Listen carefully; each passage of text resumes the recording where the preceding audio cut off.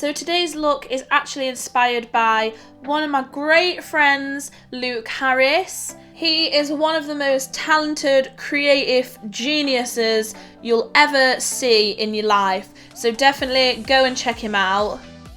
As you can see, the looks are not exactly the same. That is the difference between copying and being inspired, which I think a lot of people on Instagram don't understand. Shade. So I've already got my bald cap on, and the first thing I'm going to do is powder around the edges with translucent powder. I'm then using an orange saturated colour pencil to map out where the features of the pumpkin are going to be. So the pumpkin's head looks like it's been smashed open. I'm using pieces of cardboard and sticking them to my head using spirit gum. I'm using cardboard because it's easy to bend and shape and rip open in any way that I want. It's also a really quick and easy way to get the level of kind of 3D that I want. If I had to build up liquid latex and tissue, it would take a long time. So it's just a lot easier to use the cardboard. Once I've done applying the cardboard, I'm then adding liquid latex and tissue over the top to kind of blend the edges into my skin. And then any cardboard that's exposed, I'm just covering with liquid latex. To build up the eyes, nose and mouth, I'm using the same technique that I've been doing throughout my whole 31 Days of Halloween series. I'm just using liquid latex and tissue and moulding the liquid latex and tissue while it's still wet to get the shapes that I want. When you're working close to your eyes, just make sure that you're taking a little bit of extra care. Before I build up the mouth with the liquid latex, I'm going to create the 3D cardboard teeth. I'm just kind of mapping out how big the teeth are going to be so that the piece kind of fits to my mouth. Before I apply that, I'm just adding black cream paint all around the mouth area, just because it's easier to do it now than it would be after. I'm sticking that down with spirit gum and then trimming some of the teeth down to size. I'm holding the bottom set of teeth to where I want them to be and then using the NYX Jumbo Pencil in Milk to map out the space that I need to then fill in with black cream paint.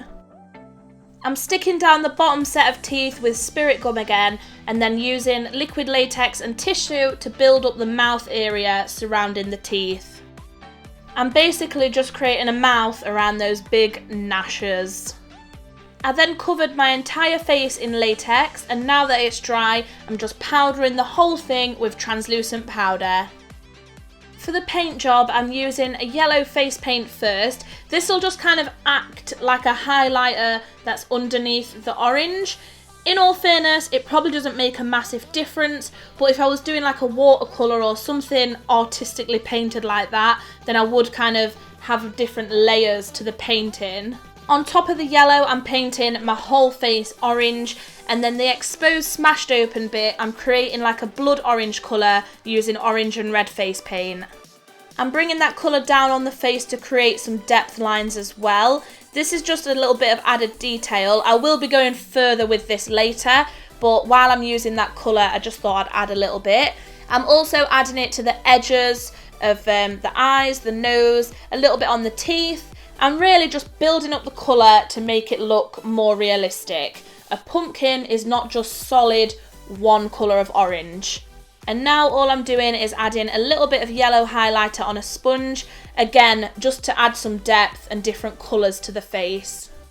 I think this kind of technique applies to any look that you're going to do, like zombies, and even when I did the wooden doll, it's all about those textures and those different colours that kind of bring it all together and make the kind of look that you're going for more alive, really. I'm then using a brown cream paint on a flat brush to add some of those pumpkin texture lines to the face. The lines are not going to be the same either. Some are going to be smaller, some are going to be more blended out, some are going to be thicker. It's just all about those different textures working together to help create the final finished look. I'm blending out more brown cream paint around the kind of cracked areas of the head. This is what's going to make it look more smashed open and more realistic. Not realistic, but 3D. You know what I mean. I'm filling in the nose and the eyes using a black cream paint. Then add in some brown cream paint around the edges to make it look shaded and ultimately make the wound kind of sticking out pumpkin skin look more 3D. I'm then using brown shadows from the Kat Von D Shade and Light eye palette to blend that out even further and just add a little bit more dimension to the look. I know I say dimension a lot, but I hope you understand what I mean when I say that. I'm using those same eyeshadows to contour the face with, again going back to the word dimension. This is what makes the face actually look like a living, breathing pumpkin. Obviously, pumpkins don't bleed, but I wanted to create that kind of mushy pumpkin goo. So I'm just adding some 3D gel and eyeshadow pigment together to just create that kind of horrible gooiness that's inside a pumpkin.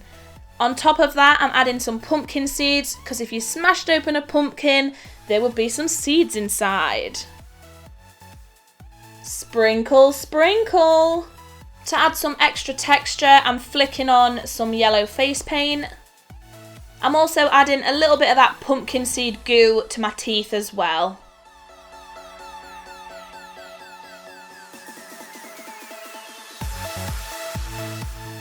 So that's pretty much it for this smashed open pumpkin monster.